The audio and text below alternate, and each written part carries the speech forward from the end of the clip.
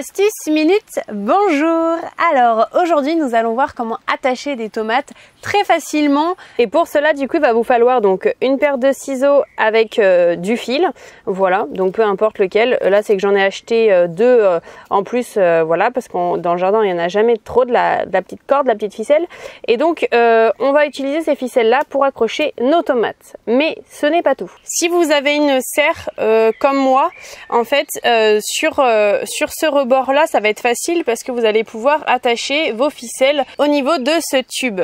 Donc ça c'est facile. Par contre en haut en fait eh bien on va pas avoir de moyen d'attacher. Donc tout ce qu'on a fait c'est qu'on a fait passer un fil de fer. Alors je vais vous montrer ça au début de la serre. Voilà, on a fait passer un fil de fer à travers ce tube qu'on a essayé de tendre au maximum. Donc c'est pas non plus hyper tendu mais ça suffit. Et on a fait un tour autour de ce tube et on a fait ça jusqu'au bout pour en fait avoir un endroit où attacher nos ficelles de nos tomates. Parce que c'est vrai que là c'est facile, là c'était moins facile parce que ces barres là, une fois qu'on était dessous pour les tomates, ça va. Mais quand il n'y avait plus rien, il y avait quand même des plans et du coup c'était pas possible d'attacher sur celle du milieu quoi, c'était trop loin. Sinon on aurait eu toutes nos tomates qui auraient fait comme ça et comme ça, donc c'était pas le but. Donc maintenant comment on a fait? Alors donc on va aller sur un pied de tomate, peu importe lequel.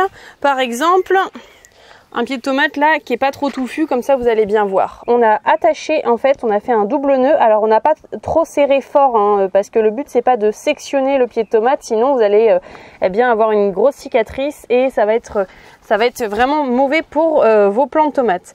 Certes. Du coup, quand vous avez fait un double nœud ici, vous allez en fait enrouler votre plant de tomates. Enrouler, en faisant bien entendu attention aux endroits où il y aura peut-être des fleurs, des tomates. Voilà, à pas casser. Vous essayez de le faire le plus lentement possible pour rien casser en fait. Mais voilà, vous entourez vos plants. Regardez, là ça s'entoure. Et en fait, là, vous allez attacher en haut, pareil, vous faites un bon nœud. Et en fait, ça tire. Donc ça tire pas non plus très fort, mais ça permet que le plant se tienne en fait très très bien. Et au fur et à mesure où il grandit, ben, vous allez pouvoir en fait passer. Donc là par exemple, je pourrais très bien, hop là, passer le plant de cette manière là. Ok. Voilà, j'ai passé le plant pour qu'il puisse bien se tenir encore. Donc faut faire attention, là je l'ai fait à une main, c'est pas terrible ce que j'ai fait, mais voilà, en gros c'est aussi simple que ça. Et c'est vraiment une technique qui va vous prendre mais très peu de temps. Voilà, vous passez dans votre serre, vous regardez ce qui a grandi, hop, vous réenroulez et c'est nickel. Donc là il faut que je le fasse. Par contre donc forcément c'est pas il y a des fois où c'est pas aussi simple parce que vous allez avoir, alors attendez je vais vous montrer. Alors parfois c'est pas aussi simple que ça parce que vous allez avoir des plants beaucoup plus touffus.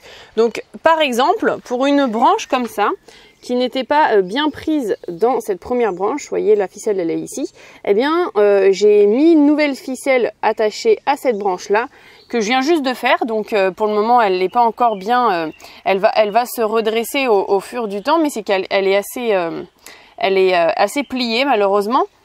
Mais quand elle grandira en fait, là je vais pas la casser, eh bien je vais la mettre autour de ce fil que j'ai tendu en haut. Donc voilà, donc après ça dépend de vos plants en fonction de comment ils sont touffus. Mais du coup comme vous pouvez voir, eh bien, les tomates se tiennent super bien. Donc vous voyez tous les fils, voilà. Et franchement ça, mais c'est pour nous une super méthode. J'espère que vous allez pouvoir la tester. Nous on est ravis en fait maintenant parce que c'est vrai que ça prend beaucoup moins de temps. Et le jardin, quand on a des petites astuces comme ça qui peut nous permettre d'avoir un peu plus de temps pour faire autre chose, c'est top parce que le jardin prend du temps. Donc voilà, j'espère que la petite astuce vous aura plu. Je vais vous montrer du coup la deuxième astuce que nous on a fait cette année. Donc on n'a pas du tout terminé et je suis pas sûre qu'on termine en fait, enfin qu'on ait le temps de terminer, on verra.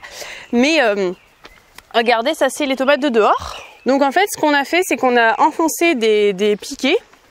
Bon, des piquets assez conséquents, ils sont assez gros. Puis en fait on a installé un grillage. Et là, du coup, sur ce grillage, on a fait passer d'avant en arrière les tomates. Alors, on les a fait quand elles étaient plus petites pour éviter de les casser. Donc là, il faudrait le refaire. Là, je vous montre, mais c'est pas encore totalement fini. Elles ont grandi, elles grandissent assez vite avec en plus la pluie en ce moment. Pluie, soleil, pluie, soleil. Et donc, voilà ce qu'on a pu faire. Et donc, on a fait 3 passages de tomates. Voilà, tout simplement. Avec un grillage. Alors pour ma part, je préfère la solution parce qu'on aurait pu très bien finalement attacher en haut les ficelles comme en fait finalement dans la serre. Et je pense que c'est ce qu'on ferait l'année prochaine. Parce que moi le grillage, j'ai un peu plus peur de casser mes tomates en les passant à travers. Même si le grillage, vous pouvez voir, il est quand même très gros. Mais quand même, moi j'ai assez peur, les tomates c'est assez fragile. Donc on verra l'année prochaine. Et ça normalement c'était pour mettre une bâche qu'on a achetée et qu'on n'a pas du tout fini d'installer. Parce que c'est vrai que finalement on n'a pas eu le temps, puis c'était plus la priorité parce qu'il pleuvait pas énormément. Mais là il s'est remis à pleuvoir et bizarrement nos tomates sont magnifique, absolument pas malade. Nous avons un chat qui essaye de monter. Donc voilà, c'était juste pour vous montrer ça. On verra si on met la bâche, si oui cette année, si quand et tout ça. Parce que là pour le moment, vu que ce qu'on a fait, déjà on n'a pas terminé. Voilà, il reste encore des litos. Et puis même là, à mon avis, s'il pleut, voilà, la bâche va faire le ventre et Léo va stagner. Même si on a essayé d'être un petit peu en pente des deux côtés, ça suffira pas à mon avis. Donc voilà, on n'a pas encore pour le moment réfléchi totalement le truc. Il y a sûrement des choses qui vont devoir bouger pour que ça tienne correctement.